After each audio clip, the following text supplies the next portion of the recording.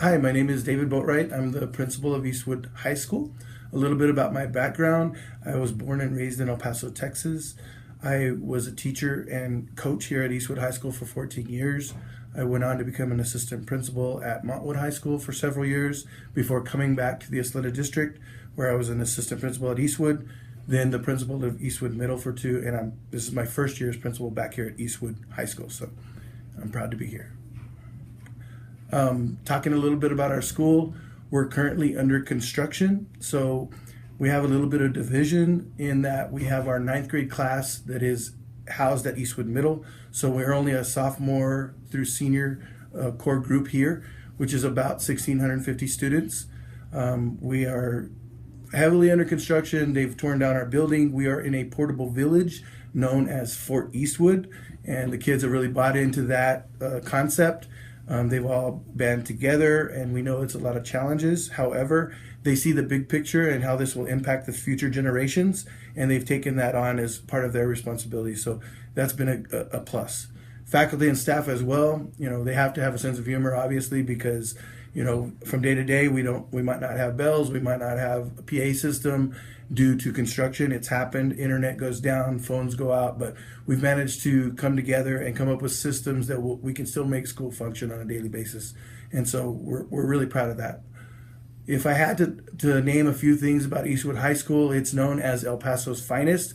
That is the slogan. When I first got here, I thought that was kind of arrogant, and it bothered me for a long time until I was here for a while. And once I was here, I understood that it wasn't really about anyone else. It was about from within. This is what we truly believe.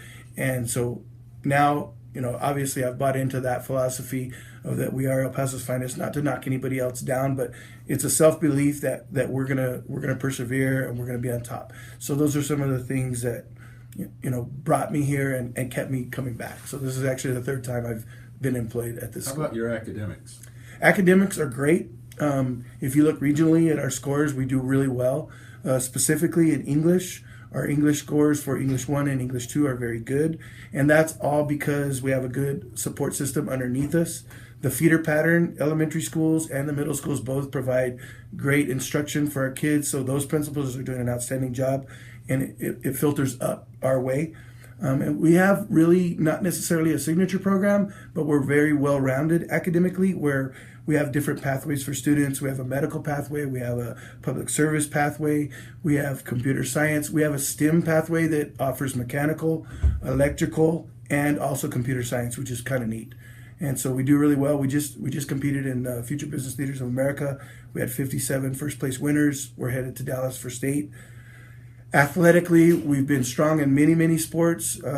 Having been a coach, obviously, I care passionately about that. And we're trying to improve our coaching staffs. We're trying to, really improve those facilities. So with the new build, we're going to get a lot of people that are interested in coming to Eastwood. We currently have about 700 transfers.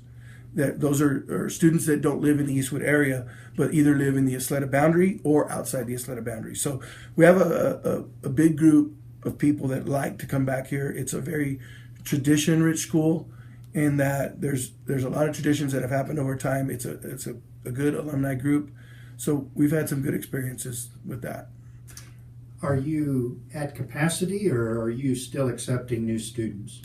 Well, currently we're at capacity because we only have 69 portables that are ongoing. However, once we get the new build, I think we would easily be able to hit about 2,500 students. I think we'll have the capacity to do that, and I don't see why it shouldn't happen. When is it due for completion? It's scheduled to open up the fall of 2019. However, on the McRae side of our school, we have 2 buildings that are almost finished. We have an addition to our fine arts facility, which is 4 classrooms. It's 2 art rooms, a piano lab, and then a guitar lab. We'll get that this spring, and so we'll move into there. And then we have an addition to our new science wing, which is 8 more science labs, and that'll give us a total of 16 science labs there. So right behind our stadium, we have a group of portables. There's 17 of them. They will be leaving us, and then we'll occupy those new spaces. And when they leave, that'll give the contractors another additional space for staging to build a big competition gym, and then the power plant's going to go in there. What percentage of kids go to college from your school? I would say about 85% would head to college. Some to the 2-year version, some to the 4-year version. I think that's a pretty accurate accounting. It kind of fluctuates with time, but we just recently looked at that. So I'd say it's close to 80 to 85% of kids that pursue something outside. What do you do to motivate them to go to college? Well, our goal, number one goal, is to get them college ready. Whether it's to a 4-year university, a 2-year college, or to some type of technical trade, and we want them to pursue something beyond high school because it's just tough these days with the job market and stuff. I mean, years ago, you had a high school diploma, you were okay. Nowadays, you really have to have some kind of degree or certification to really make it and make a good living for your family. And what of those that go to college, how many finish? That's the tough statistic. So we don't have it dialed down to a specific number, but I would say close to 40%. I think we're at right now in terms of people finishing college. What could you do to improve that number? Well, we're working with the district across the board to increase the rigor for all the classes to help kids get college ready. We're providing a little bit more opportunities for them so that they have maybe a career path that they're going to. So with the pathways we have designed, they have opportunities throughout. If they want to go the computer science route, they could do it. If they're in STEM, they might go the electrical engineering route. They might go the mechanical engineering route. It all depends. It depends also on the development of the kids because I've had 2 of my sons graduate from here. One currently is a mechanical engineer. In high school, you'd have never known that. He wanted to be a video game designer. However, maturing a little bit and realizing what's out there, he made some good decisions and it went on from there.